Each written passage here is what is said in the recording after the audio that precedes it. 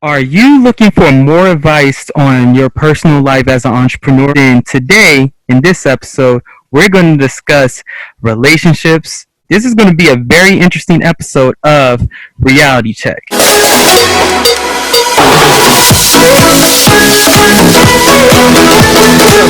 my name is Antoine, and I want to welcome you back to the Reality Check podcast. Reality Check podcast is all about us looking at the reality of being an entrepreneur, of being in our society, and how to be a great person. I just made all of that up, but it means something. It means something. And it's exclusively on the Splitting Image YouTube channel. Splitting Image is all about personal development and motivation for all millennial entrepreneurs. Well, for all millennials and millennial entrepreneurs. So we want to throw that in there too. Since we're talking about entrepreneurial theme episode, this is going to be interesting, guys. I have it's my esteemed pleasure to have my great host here, Dave and Anna. How are you guys doing today? Hi, good. All right. It's always good to see your guys' smiling faces. You know, it makes my day brighter. I don't know if I ever told you guys that. I probably didn't because I didn't want to boost y'all like heads up or anything like that. So yeah, you're our ray of sunshine as well. Okay. I hope you sense the sarcasm in my friend Dave's. No sarcasm. All right, so guys, we're just going to jump into this. We had a great conversation off camera about some of this stuff, and I think that, guys, you're going to really see the flow between all of these different topics and how they really relate to one another. And we're just going to start off with the juicy topic, you know, the topic that's sensational for everybody, you know what I mean? We're going to get a little saucy in here, and we're going to talk about entrepreneurship and dating. We're going to talk about that, guys. We're going to get into it. I'm going to help you guys out because I know a lot of y'all want to get married one day. You want to have children. You want to have all that stuff. I ain't married. I don't have kids, so I can't tell you no advice on that one. But luckily, I have two people on the panel here who are both married. One has kids. I don't know about the other one, but she's just shaking her head. She was like, oh, nah. See? And then all of a sudden, in a month or two, she's like, hey, I'm pregnant, guys. Hey. Yeah, see? So, all right. So today we're going to really get into this, and we're going to talk about some of the stuff that's going on. And I think one area of interest that I want to talk about, as you know, you being an entrepreneur and you doing what you need to do, your time is very valuable. And that's one of the big things. You can make money again. You can get clothes again. You just can't get time back. So when you don't have enough time and you're spending it with different people trying to see what's going on, it can make you scatterbrained for what you're doing with your career, what you're doing with your just as an entrepreneur. And this is also for business professionals as well. So this is business professional relationship advice as well. So guys, let's talk about just that initial, whenever you meet a person, the courtship, when you're courting. I'm going to pass it off to Dave first because Anna's over here laughing. So I'm going to pass it off to Dave first. The initial courtship. Yeah, well, I mean, so we talked. So if I was a millennial, I wouldn't be able to say this. I'm the token Gen Xer here, representing all the Xers. I've been in a relationship for 18 years, so courting, what's that?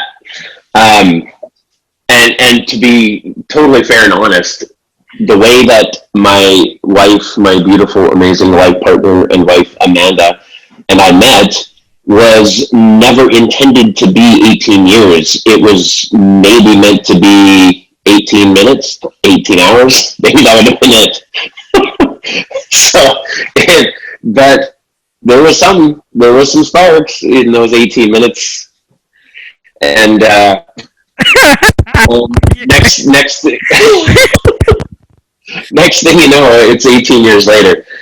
So there really wasn't a whole lot of courtship. But the one thing so all kidding aside for a moment, relationships with entrepreneurs, that's the point, right? And that's kind of what we're talking about. But so at first, she came into the relation. We grew our relationship, and she didn't know any better because I owned a brand new restaurant at the time.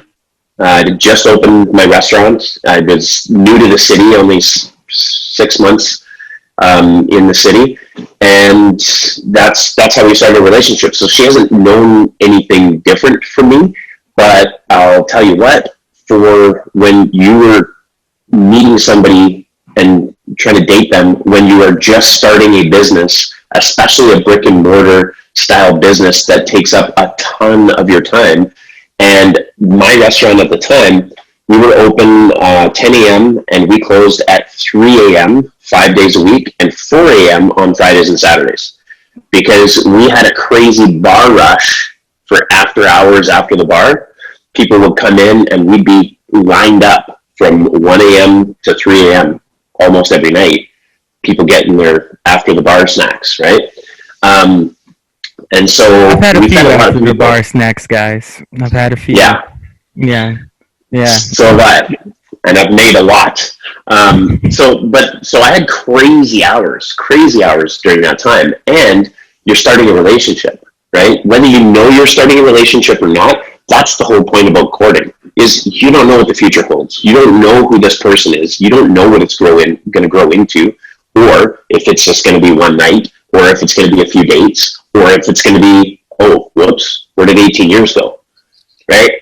Like, you don't know what's going to happen. And so the first thing is at the very beginning phases, it just, to me, it just is what it is. You have to just kind of free flow a little bit, get to know the person, find out what fits and what doesn't, and pretty quickly, you're going to know whether you want to spend more time with the person or not. The challenge with entrepreneurs is they have to understand what they're walking into, which is, it's not 9 to 5. It's not weekends off, right? It's kind of a 24/7 job. And having them understand that is a really, really important piece to developing a lasting relationship. Yeah, that's actually what I was about to say, like setting expectations and being like, look, this is the reality, like this is what I do. Like if you're okay and good with it, like let's go. Like I think setting up these expectations and really talking you through, it really helps as well. And I would say expectations is one of the biggest things here, guys. Expectations. Because I feel like, a lot of times with dating, okay, and we just got to be real. People are people, so our emotions are fickle. Sometimes we feel one thing one day, we'll feel a different thing the next day.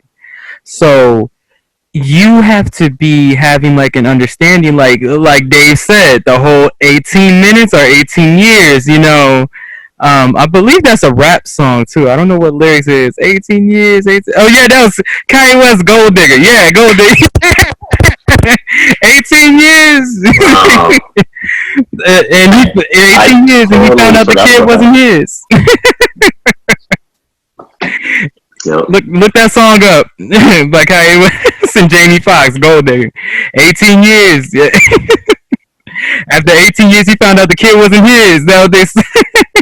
Yep.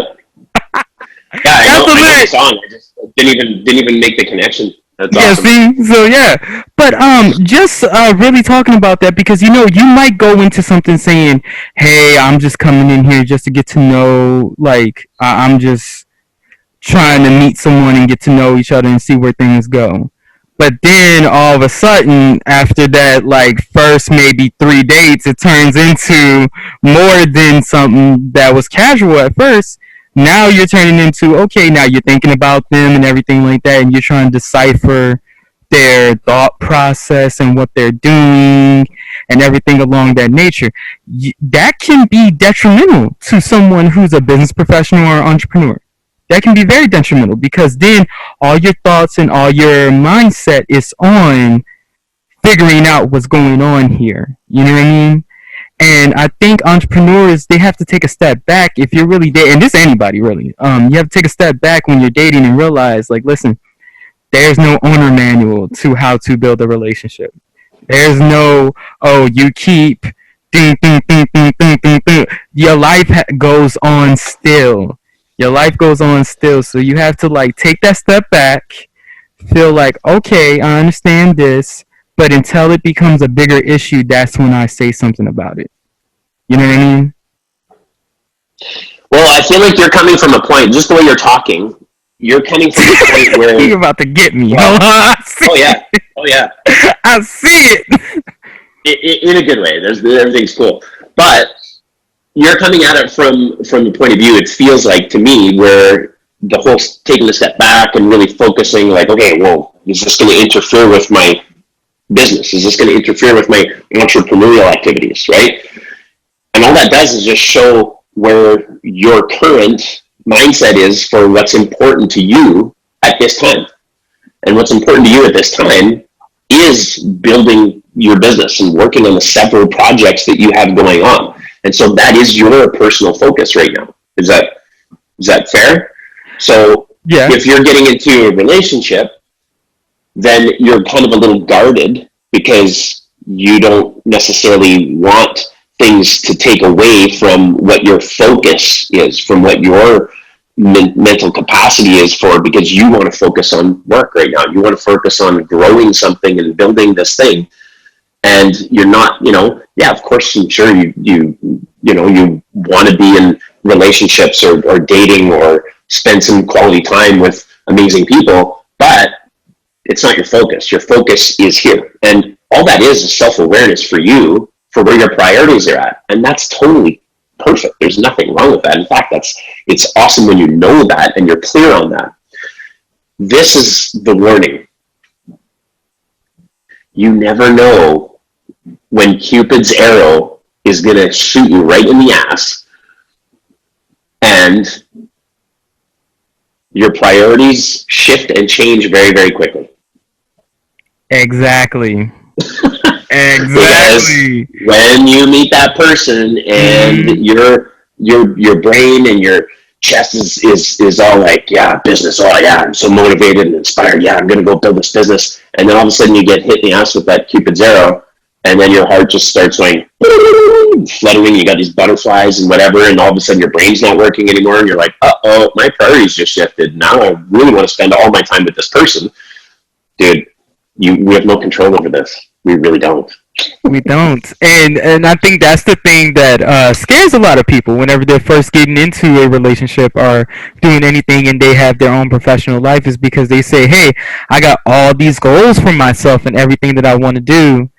But you have to realize now you have to consider that person as well, since you're jumping into something like that. So an opportunity might seem really, really cool, might seem really, really fun, but if that opportunity is detrimental to, like you said, what your heart is feeling, you have to make that ultimate choice. Either go with my heart or go with your opportunity. You have to pick one. Or do both. Absolutely.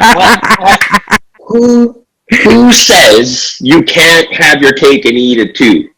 I think that's total BS. My doctor said that because I'm a diabetic, so I can't have my cake and eat it too. But that's a total. Okay, well, have your rice cakes and eat them too. More like sugar-free pudding, but okay. Thank you. So, Anna, what would you say? Well, jumping into that before we transition into our next topic and just getting into that part, what is your last thoughts on just relationships and dating for like business professionals, entrepreneurs, or even if it's just regular people? I know you got girlfriends who are always complaining, my man ain't doing this. Honestly, my man ain't doing that. I don't even know how people do all the Tinder things, the apps, this is like, I just think about it, I'm like, ugh, I don't want to waste time on it. Totally. Like, see my friends, they're like, oh, like, I'm talking to this guy, but he's like with other girls, and then it's like just wasting so much time, and I'm like, time is money, yo. Yeah. Don't get me you gonna make me go on a Tinder rant. You gonna make me go on a Tinder. I got some stories. I got some stories. See, this whole conversation has been really, really fun. I love it. I just love it. So, you know, I agree though, Hannah. Anna. I agree though, Anna, because like a lot of times, and I've seen this, and I've said this to multiple people. I don't understand the culture of talking to 15 different people at once if you're really interested in this person. Why don't you just tell this person you're really interested in them, and if they're not interested like that, you let it go, and then you go find you another person after that. It's like people out here playing gambit, like, you know what I mean, like just playing gambit with their hearts and stuff like that, and with their time, because like you said, time is very valuable. And how are you sitting on apps hours long having these big conversations that don't go anywhere besides just the app, especially when they hit you with the, hey, why don't you come back to my apartment and we go, we can go ahead and chill, get some bubbly or something, like, that's how they do. That's how they do. Don't laugh. That's how these guys. So Dave, what is your reaction to that, since you haven't dealt with that in 18 years? You probably didn't deal with that before then neither. So No, man, it was still face to face 18 years ago. Like, is Facebook even 18 years yet? no, Facebook's maybe 15. Man, yeah, It's maybe 15. God. It's just mind blowing. I can't even imagine a world without social media. And 18 years ago, when I met my wife, it wasn't a thing. There was no such thing. It's like, wow, that's crazy to me. Yeah, the insight that Anna just said about how do people have time for this? Time is money, yo. I'm like, yeah, that's just some insight right there on the entrepreneurial mind, right? And the whole concept that if you're an entrepreneur, if you're focused and you're doing this kind of life, because that's the way your brain is wired, those are the kind of thoughts that go through your head when it comes to even with dating. And if you're out there and you're not an entrepreneur and you're looking to date an entrepreneur, this is what you're getting into. Good luck. Good luck, because you're dealing with someone who is very anal about like the details and everything like that, and they're very we're this into this into this, and always looking at goals and always looking at systems and always looking at different ways of achieving different things. So I would say anybody, if you're dating someone that's an entrepreneur, or if you're dating someone that's a creative, the same thing for creatives, the same thing for business professionals, and anyone who's passionate about their work or what they do, realize one very, very important thing. They're not going to be like up your behind all the time. They're going to be thinking about you. They're going to want to be with you, but they're not going to be sending you like good morning texts and all this other, you know what I mean? Like, they might get random with it just to be nice and surprise you with a good morning text out of nowhere. You know what I mean? But if their time is money, like Anna is saying, and they have a fit schedule for themselves, they're going to keep to that schedule. And the pure fact that they're trying to squeeze you into that schedule just shows how much you truly mean to them in the first place. So if you have somebody that does things like that, that should be a constant reminder for you that they actually do care about you. In my opinion. But, who am I other than Antoine? So, yeah.